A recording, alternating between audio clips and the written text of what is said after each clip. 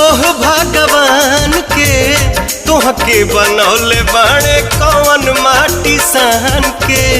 दिल में मोहब्बत जगा दिहला राजा, आपन दीवानी बना लिहला राजा।